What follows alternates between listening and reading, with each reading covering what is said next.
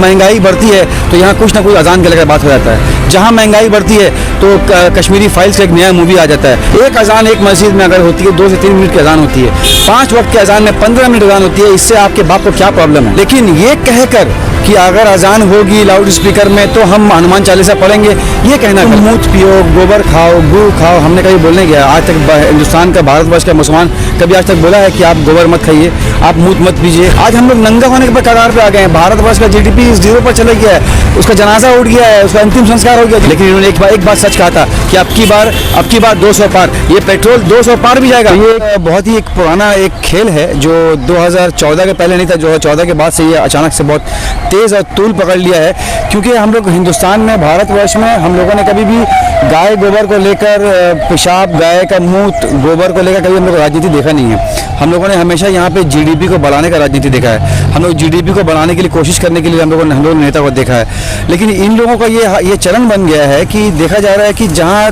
रमज़ान आएगा तो अजान के लेकर बात हो जाएगी, रास्ते पर नमाज़ पढ़ने के लेकर बात हो जाएगी, और बकरीद आएगी तो बकरीद के टाइम पे कुर्बानी को लेकर बात हो जाएगा। तो मैं इन सभी चीज़ों को एक तरफ में रखकर मैं आवाम से और यूथ से ये पूछना चाहूँगा कि आज के डेट में महंगाई का मार से लड़ना ज़रूरी है कि हम लोगों को अजान और रामनवमी के दिन में हनुमान चालीसा पढ़ना ये हम लोगों को ज़रूरी है? ये भी हम लोगों का ज़रूरी धर्म है, ये हमारा कस्टम है जो हमको लेकर चलना है। लेकिन साथ साथ हम लोग ये चीज़ को क्यों ऐसा कोई भी एक शख्स बीच में निकल जाता है, पहले कोई और बोला पर्सन A, कोई बोला पर्सन B, अभी जो बोल के उठाया वो है राज ठाकरे। आप लोग सभी जानते हैं राज ठाकरे और उनका वालिद का जो क्या रोल रहा है हिंदुस्तान में, भारतवर्ष में। वो आज तक मुंबई से बाहर निकलकर सियासत कभी कर नहीं पाए। संजय रावत इस मामले में, राज ठाकरे का मामला में कह रहे हैं कि बीजेपी राज ठाकरे का इस्तेमाल कर रही है और हिंदू में ही झगड़ा लड़वा रही है। ये हकीकत बात है, ये आप देखिए हकीकत बात है। मैं राज ठाकरे से पूछना चाहूँगा कि आपके बाप का राज चल रहा है क्या यहाँ पे? क्या तुम्हारा बाप का राज चल रहा है कि तुम कभी भी चाहोगे तो अजान को लेकर बात उठा देना, तुम कभी चाहोगे राम मंदिर को लेकर बात उठा देना, तुम कभी चाहोगे गाय गोबर को लेकर बात उठा देना? अरे भाई तुम मूत पियो, गोबर खाओ, गू खाओ, हमने कभी बोलने गया। आज तक हिंदुस्तान का, भारतवर्ष का मुसलमान कभी आज तक बोला है कि आप गोबर मत खाइए, आप मूत मत पीजिए? योगी मूत पीता है तो आप लोग मना किया कभी आज तक? तो आप हमारे कस्टम में क्यों आप टांग अड़ा रहे हैं? हमको ये समझ में नहीं आता। दूसरी बात ये है कि आपने जो ये कहा कि अगर 3 मई तक अगर अजान बंद नहीं होगी, माइक नहीं उतरेगा, तो हम लोग रामनवमी का हम लोग जो है हनुमान चालीसा हर मस्जिद के बाहर में पढ़ना चालू कर देंगे, ये उनका कहा था। लेकिन आप ये देखिए इससे नुकसान किसका हुआ? मुसलमान का हुआ, ना अजान का हुआ, ना माइक का हुआ। इनसे नुकसान उनका ही हुआ। उनके ही महाराष्ट्र का MP, महाराष्ट्र का जो SP है, वो ये कानून लागू कर दिया कि कहीं पर भी अगर लॉ एंड ऑर्डर कोई अगर क्षति होगा तो उसके ऊपर में ये सेक्शन लगाया जाएगा। क्या सेक्शन है? अंडर सेक्शन 41 1950 में ये किया गया था कि अगर पुलिस को ये लगता है कि कहीं पर भी लॉ एंड ऑर्डर सिस्टम खराब हो रहा है तो उसके लिए जो है वो सख्त कार्रवाई कर सकते हैं। अभी वो कार्रवाई कर दी है। वो क्या कार्रवाई की है ये सभी जानता है, पूरे भारतवर्ष के लोग जान रहे हैं कि मस्जिद से 100 मीटर के डायना 100 मीटर की माया में आप कभी भी हनुमान चालीसा आप नहीं पढ़ सकते हैं। ये पहले हो सकता था, लेकिन एज ए मुस्लिम, जैसे उनका कहना है कि जहाँ पे अजान लाउड स्पीकर में होगी, हम लोग अपने घरों से, मंदिरों से हनुमान चालीसा बजाएंगे, तो एज ए मुस्लिम आपको हनुमान चालीसा में कोई तकलीफ? देखिए, हमको कोई तकलीफ नहीं आज तक, ना कभी कोई मुसलमान को रहा है ना कभी होगा। लेकिन ये कहकर कि अगर अजान होगी लाउड स्पीकर में तो हम हनुमान चालीसा पढ़ेंगे, ये कहना गलत है। हमने आज तक कभी ये नहीं कहा कि हम लोग, आप लोग नमाज़ पढ़ रहे हैं रास्ते में, हम लोग भी नमाज़ पढ़ेंगे रास्ते में। नहीं, ये चले आ रहा है सदियों से, इसको छेड़ना क्या ज़रूरत है? आज के डेट में हम लोगों को महंगाई को देखना है। आज हम लोग नंगा होने के कगार पे आ गए हैं। भारतवर्ष का GDP 0 पर चले गया है, उसका जनाजा उठ गया है, उसका अंतिम संस्कार हो गया GDP का। लेकिन मोदी जी को ये खबर नहीं है। मोदी जी को ये मालूम है कि हमको सी बीच में जाकर वो कूड़ा उठाना है, लेकिन मोदी जी को ये खबर नहीं था कि और जो लाशें जो कोरोना के टाइम पे जो भस के आ रही थी गंगा के किनारे में, उसको देखने का उनका ज़रूरी नहीं था। उनके वजह से कोरोना बढ़ गया आज यहाँ पे।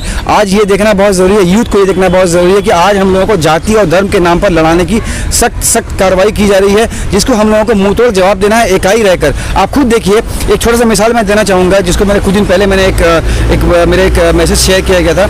36 आपका उत्तराखंड में एक काशीपुर में एक जगह है, उसमें वहाँ एक फैमिली है, रस्तोगी फैमिली का एक वालिद जो है इंतकाल कर गए हैं। उनका ये बहुत मानना था कि मेरे पास में 1 बीघा ज़मीन है और एक छोटा सा ज़मीन है बगल में जहाँ पे ईदगाह है, नमाजें होती है वहाँ पर में।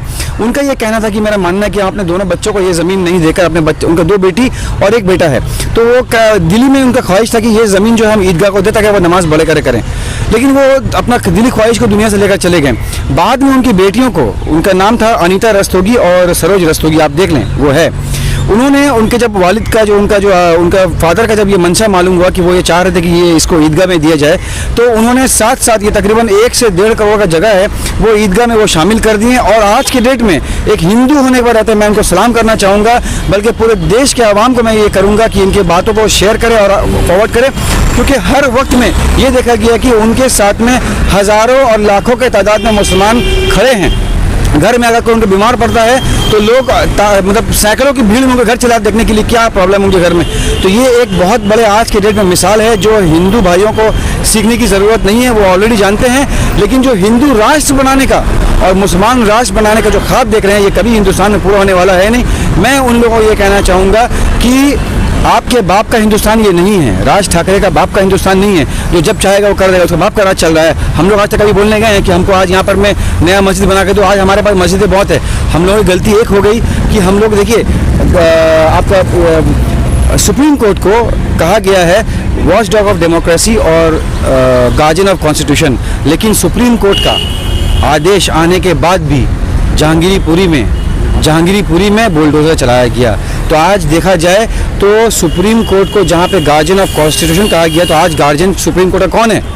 आज सुप्रीम कोर्ट का गार्जियन कौन है? आज हम लोग भी, आज मुसलमान होने के नाते हम लोग बाबरी मस्जिद का जो फैसला सुप्रीम कोर्ट ने महामान्य अदालत ने किया, हम लोगों ने उसको माना और आज तक मान रहे हैं। हम लोग उसको आज तक मान रहे हैं, खुशी खुशी माना हम लोगों को। आपने हम लोगों को ज़मीन देखने की, हम लोग देखने भी नहीं क्या ज़मीन है, ठीक है, जो अदालत का फैसला। लेकिन ये अदालत का फैसला 11 बजे आ चुका था कि वहाँ डेमोलिश को बंद किया जाए, बुलडोजर चलाना बंद किया जाए, लेकिन फिर भी वो जो है बुलडोजर चलाते रहा। मस्जिद का दरवाज़ा आपने शहीद कर दिया। तो इससे क्या साबित करना चाहते हैं कि आपका यहाँ राज है, आप जो चाहेंगे वही कर लेंगे, ऐसा ना समझें। एक बात याद रखें, मेरा नाम गुलाम रब्बानी, अच्छा से याद रखें। मैं अजान को लेकर मैंने डिबेट किया है, कुर्बानी को लेकर मैंने डिबेट किया है, माइक को लेकर मैंने डिबेट किया है। एक अजान एक मस्जिद में अगर होती है 2 से 3 मिनट की अजान होती है, 5 वक्त के अजान में 15 मिनट अजान होती है। इससे आपके बाप को क्या प्रॉब्लम है? आपके बाप को क्या प्रॉब्लम है इससे? मैं आवाज़ बुलंद जीके न्यूज़ और आपके चैनल के माध्यम से मेरी आवाज़ गुलाम रब्बानी की जहाँ तक पहुँच रही है, मैं ये पूछना चाहूँगा कि आपके बाप का क्या जा रहा है कि मेरी अजान मस्जिद में हो या नहीं हो, मंदिर में हमारा हनुमान चालीसा से पढ़ा जाए कि नहीं पढ़ा जाए? आपके बाप आपके मंदिर के पुजारी हैं क्या? आप किस मस्जिद के इमाम हैं? आप किस मस्जिद के पुजारी हैं यहाँ पे? जो आपको इतना राइट कैसे मिल गया? जो आप इस इमाम को कुर्बानी को लेकर आप बात करेंगे, अजान को लेकर आप बात करेंगे, मस्जिद में बुलडोजर चला देंगे, हमारे पीर मुर्शिद पैगंबर हमारे जो ये है उनके कब्र पे आप लोग बुलडोजर चलाएंगे, उनको तोड़ेंगे? आपका इतना हिम्मत हो गया है? आज के डेट में देखा जाए तो आज़ाद भारत को आज़ाद करने में तकरीबन 60 से 62 हज़ार मुसलमानों हमारे बाप दादाओं का खून शहीद शामिल है इसमें। आप उसको मिटा नहीं सकते हैं। इनको रोकना बहुत ज़रूरी है। ये यूथ है जो इनको रोक सकता है, इनको रोकना बहुत ज़रूरी, नहीं तो कल को ये इंडिया गेट को अपने घर का गेट कहने, अपने बाप का गेट समझेंगे ये लोग। रब्बानी साहब, कहीं ना कहीं जैसा कि आपने कहा यूथों को रोकने के लिए जिस तरह से महंगाई बेरोजगारी बढ़ रही है, कल RBI ने भी और EMI दर पे बढ़ोतरी बढ़ाई है, तो ये सारा फेल्यूर को लेकर के कहीं ना कहीं लोग या यूथ सवाल उठाए, सरकार दूसरे मुद्दों में फंसा करके रख रही है ताकि मेन मुद्दे में लोग सवाल उससे ना पूछे। ये कहाँ तक ये हकीकत बात है, ये हम आप समझ चुके हैं। ये हमारी ये फ़र्ज़ बनता है जो हम लोग इस बात को और ज़्यादा लोगों तक पहुँचाएँ, क्योंकि आप देखिए जहाँ महंगाई बढ़ती है तो यहाँ कुछ ना कुछ अजान के लेकर बात हो जाता है। जहाँ महंगाई बढ़ती है तो कश्मीरी फाइल्स का एक नया मूवी आ जाता है, ताकि जो मेन मुद्दा है गैस का दाम बढ़ गया, दाल चावल का दाम बढ़ गया। आज हमारी माँ बहनों को 2-2 रुपये जोड़ने में आज उनको तकलीफ हो रहा है। आप मेरे माँ बहनों को आप ऐसा कीजिएगा, आप उनको आप बोलिएगा कब्र से निकाल कर रेप करो, आप मेरे पीर मुर्शिद के कब्र में आप वो हथौड़ा चलाइएगा तो आपको छोड़ देंगे, आपका बाप माँ का हम नहीं उठाएंगे, हम चुप नहीं रहने वाले हैं। आप याद रख लीजिए, मेरा नाम गुलाम रब्बानी है। गुलाम रब्बानी को आपसे ये मत समझिए कि वो माचिस का तीली है जो सिर्फ बॉक्स में बंद हो जाता है, जिसमें अगरबत्ती और मोमबत्ती जलाने के काम आता है। अगर अपने में हम आ गए ना तो पूरे लंगर में आपको आग लगा देंगे हम, ये याद रखें। और मुसलमान को इतना कमज़ोर ना समझें। आज के डेट में भी मुसलमान, ये हिंदू राष्ट्र कभी नहीं बन सकता, ना मुसलमान राष्ट्र बनेगा ना बौद्ध राष्ट्र बनेगा। हिंदुस्तान में आज के डेट में हमेशा स्वाधीनता के बाद में हमारे बाबा साहब अम्बेडकर के जो उन्होंने संविधान बनाया उसमें कहा गया कि India is a socialist democratic country. आज यहाँ पर हमारे संविधान को खतरा है। आज हम लोग देखें, हमारे भाइयों को देखें कि हमारे आज किस तरह से हमारा हालत हो रहा है। हमारा आज महंगाई बढ़ गया है, हमारे माँ बहनों को आज 2 पैसे जोड़ने में आज हम लोग को तकलीफ हो रहा है। क्यों हो रहा है ये? आज अगर देखा जाए तो बांग्लादेश, अफगानिस्तान, पाकिस्तान जो है, हम लोग का आज श्रीलंका जो है वो अपना डेवलपिंग कंट्रीज़ में माना जाता है। आज इंडिया पहले डेवलपिंग कंट्रीज़ था, आज अंडर डेवलप कंट्री माना जाता है इंडिया को। आप देखें 15 लाख रुपये कहाँ गया, 2 करोड़ नौकरी कहाँ गया 5 साल में? नहीं मिला। वो सबका मुद्दा को भटकाने के लिए ये हिंदू मुस्लिम की राजनीति कर करके पूरे हिंदुस्तान को आपने बर्बाद कर दिया, पूरे हिंदुस्तान का आपने जनाजा उठा दिया। ये राजनीति आपकी चलने वाली नहीं है। 2024 का प्रचार अभी से यूथ शुरू करे और कर ये ध्यान रखा जाए कि एक वोट भी, चाहे वो हिंदू का हो, मुस्लिम का हो, सिख का हो, फारसी का हो, बौद्ध का हो, जैन का हो, दलित का हो, इनको मिलना नहीं चाहिए। क्योंकि देखिए भाई, आज मेरे पास में गाड़ी है, 110 रुपये तेल हम भी भरा रहे हैं, मेरे हिंदू भाई भरा रहे हैं। जो 1200 रुपये का जो सिलेंडर मेरी माँ खरीद रही है, वो मेरी हिंदू माँ बहनें भी खरीद रही है। लेकिन उनको जो ख्वाब दिखाया गया ना हिंदू राष्ट्र का, वो ज़िंदगी में वो करने वाले हैं नहीं। लेकिन हिंदू राष्ट्र या मुसलमान राष्ट्र कभी बनने वाला नहीं। India was a secular country, is a secular country and will be a secular country in future.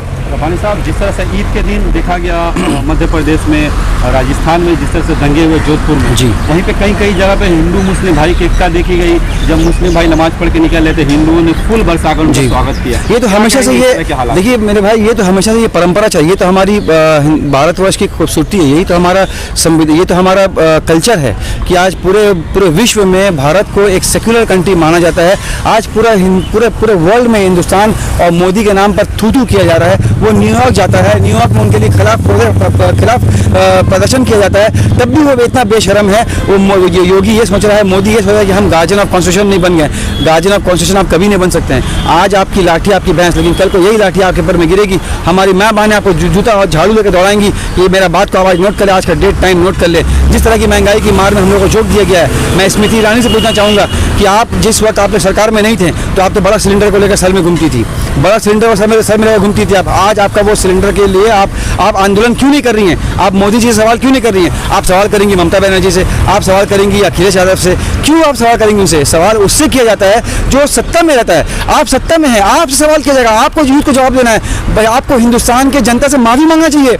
आपने जो बड़े बड़े वादा किए थे कि आप डॉलर और रुपये का ये देख लेंगे, कंपैरिजन देख लेंगे, महंगाई बहुत हुई, महंगाई की मार आपकी बार भाजपा सरकार, मेरा घंटा भाजपा सरकार आपके बाप की सरकार है। आप जो चाहेंगे वो कर लेंगे। आपको क्या जरूरत है अभी पार्लियामेंट को, नया पार्लियामेंट बनाने की क्या जरूरत है? सेंट्रल विस्तार का क्या जरूरत है देश को? आज देश को जब कोरोना आया तो देश में ये मालूम हुआ कि आज हमारे मेडिकल इमरजेंसी चल रहा है। इमरजेंसी में हमारे यहाँ आज सही से मास्क नहीं मिल रहा है। हमारे कोरोना के वक्त में इतने लोग मारे गए। आप उस समय नमस्ते ट्रम्प कर रहे हैं, करोड़ों रुपया खर्च कर रहे हैं, बड़ी बड़ी दीवारें खड़ा कर रहे हैं ये गुजरात में। क्यों आप ये सब करने की आपको जरूरत क्या पड़ी? आप अपने ऐप को छुपा रहे हैं। ये ऐप को छुपाए नहीं, आप अपने बल्कि अच्छाई को दिखाएं। आपको अच्छाई दिखाने के लिए आपके पास कुछ है नहीं, ये याद रखें। ये गुलाम रब्बानी की आवाज़ आपकी मीडिया के जितनी दूर तक जा रही है, 2024 में इनको इनके औकात में लाना है और इनको इनके पूरे पक्के औकात में लाना, ताकि आने वाले वक्त में ये लोग हिंदू मुस्लिम सिख ईसाई फारसी बौद्ध जैन दलित को कभी भी जातीय धर्म की राजनीति से करने, कभी वो ये नहीं करें, बांटने की कोशिश ना करें।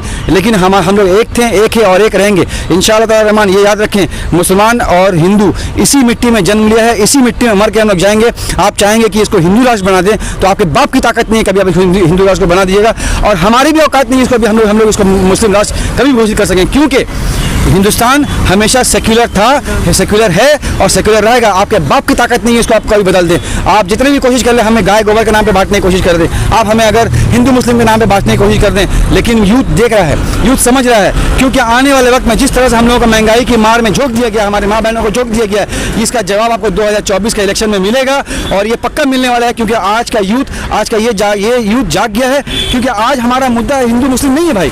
आज हमारा मुद्दा अजान को लेकर और रामनवमी को लेकर नहीं है। आज हमारा मुद्दा नौकरी का होना चाहिए।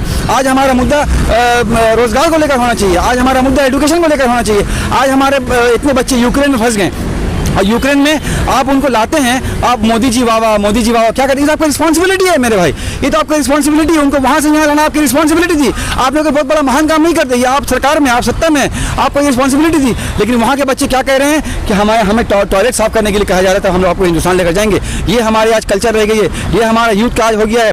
मोदी जी कहते हैं कि यूथ को जो है पकड़ो चलो, ये बेरोजगारी को आप तो इसमें आप पूरा झोंक दिए हैं। कहाँ गया 2 करोड़ नौकरी? कहाँ गया 15 लाख रुपया? आपने कहा था कि पेट्रोल का दाम 70 रुपये से ऊपर नहीं जाएगा, आज 110 रुपये पार हो गया। लेकिन इन्होंने एक बात सच कहा था कि अब की बार 200 पार। ये पेट्रोल 200 पार भी जाएगा, लेकिन 200 का तेल हम भी भराएंगे, मेरे हिंदू भाई भराएगा। लेकिन जो महंगाई का मार हमारी माँ बहनों को पड़ रहा है ना, उसका मार कभी आपको छोड़ के नहीं जाएगा, याद रख लीजिए। इतना याद रखिए, मुसलमान इसी मिट्टी में जन्म लिया है, इसी मिट्टी में मर के जाएगा। आप कभी उनको देश से बाहर निकाल सकते हैं, ना इसको हिंदू राष्ट्र घोषित कर सकते हैं, ना मुसलमान राष्ट्र घोषित कर सकते हैं। ये मेरी आवाज़ है।